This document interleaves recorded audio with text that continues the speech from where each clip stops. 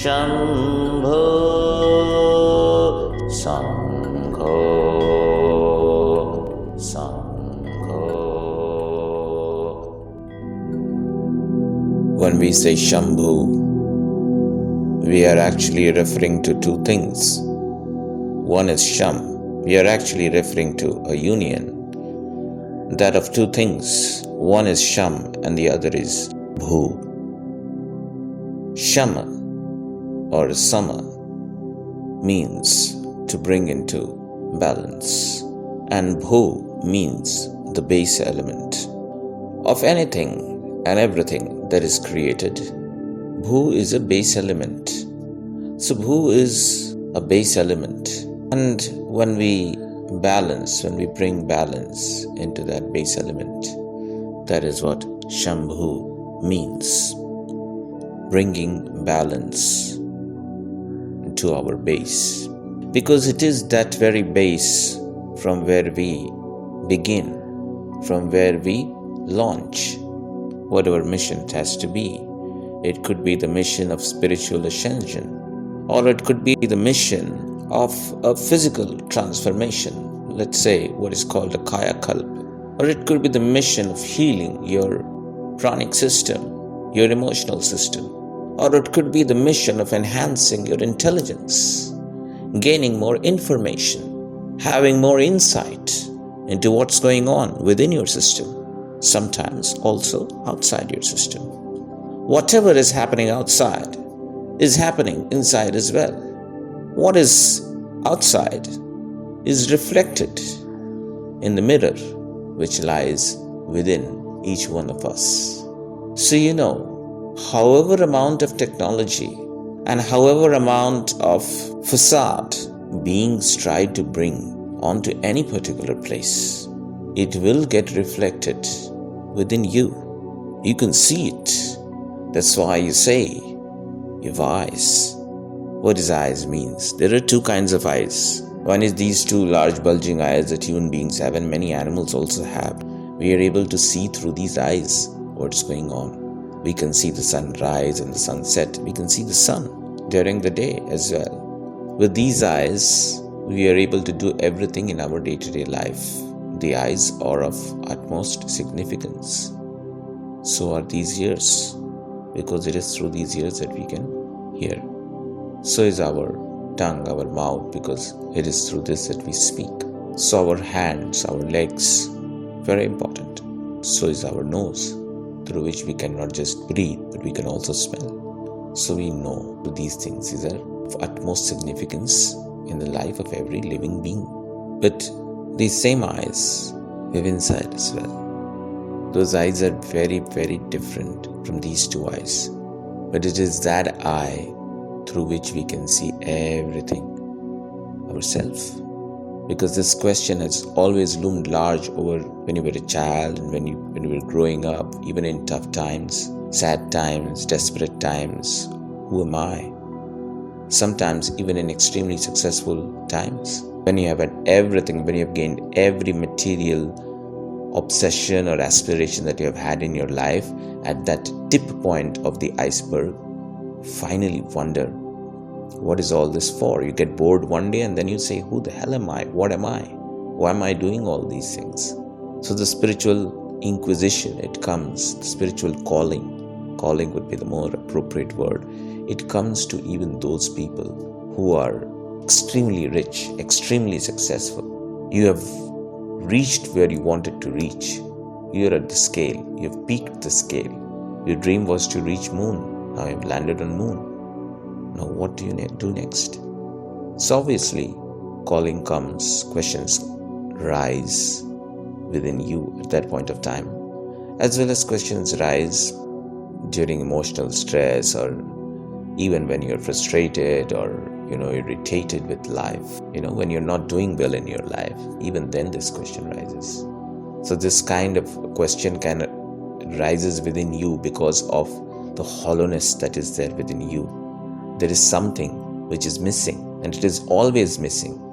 Whether you are doing well in your life or you're not doing well in your life, this question is bound to come to you at some point of time or the other. It is bound to hit you hard at some point of time or the other in your life. You can't escape from it. It is not going to come to you at the time of your birth because you don't have the awareness, the intelligence. But it is going to come to you when you become an adult. It can come any time. You will never get what you want. You will never say, I am done. You will never say, I am fulfilled.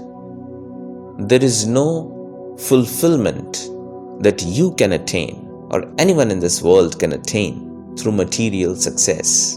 There is nothing in what most people describe as success or the path of success that can fulfill you. You will never gain access to fulfillment. When you're not fulfilled, you will always find something missing. That is why we keep running from this point to another.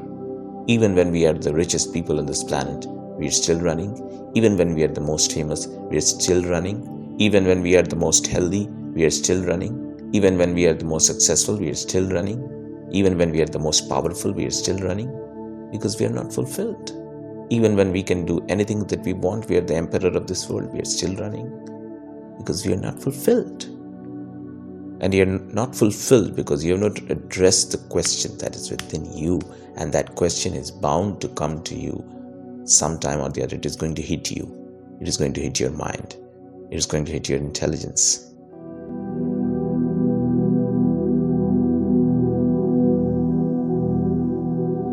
It is already there. It's just that you are trying to run away from it.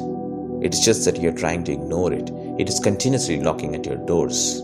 It is continuously knocking at your doors. It's just that you're trying to ignore it, and you've been ignoring it for a long, long time. It's just that you want to say that I don't believe in these things. I don't believe in spirituality or spirit or anything like this. But by saying that, you are still not addressing the question. Maybe the answer to the question is not spiritual at all. Maybe it is a very logical answer. And it's a very logical question.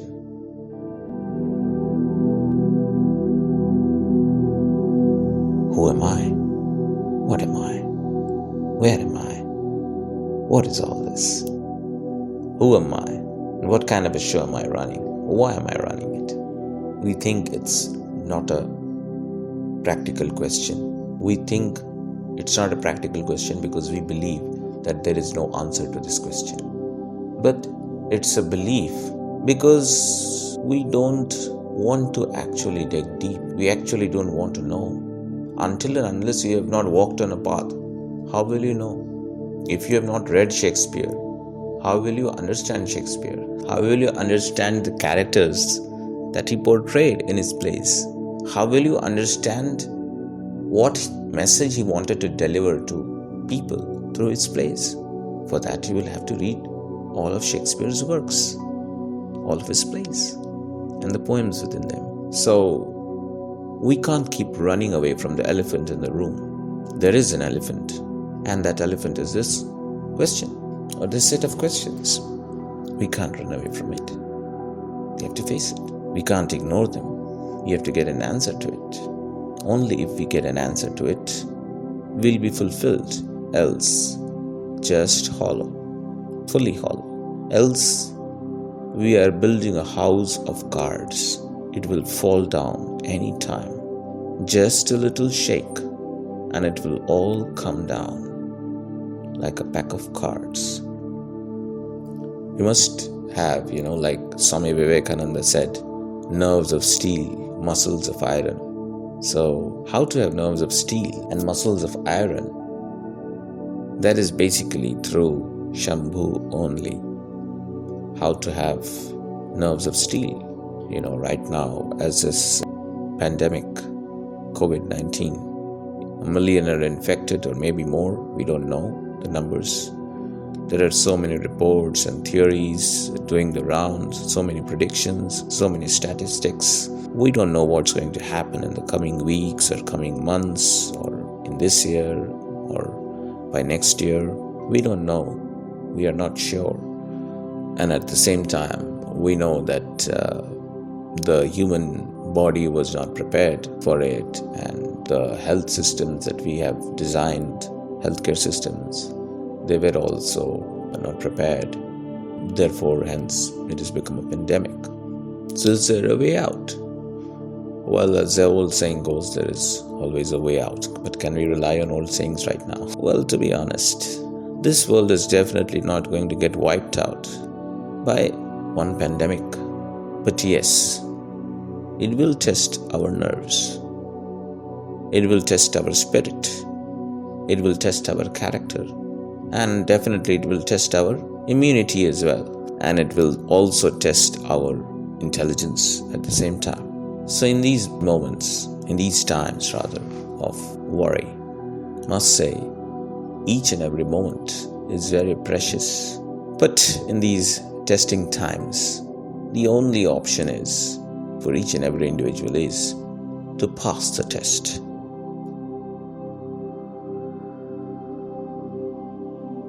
The question is, how do I pass the test? Well, passing the test is not important.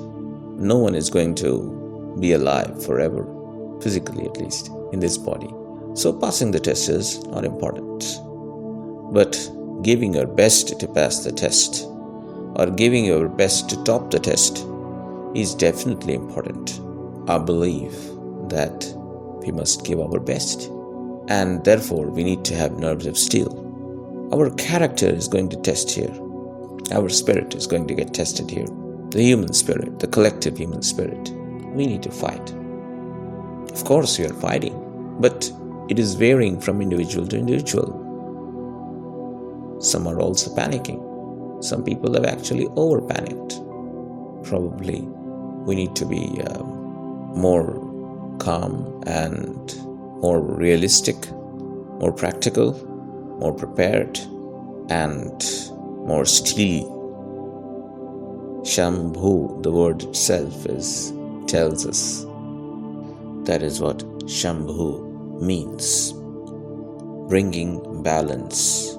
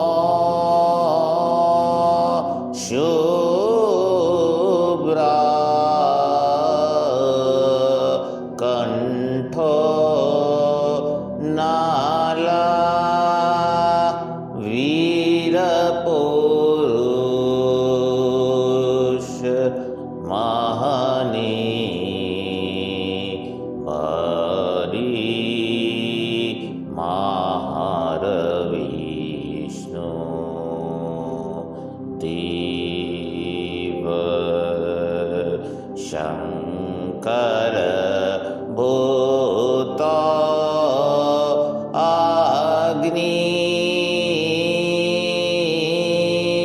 पृथिवी शङ्कर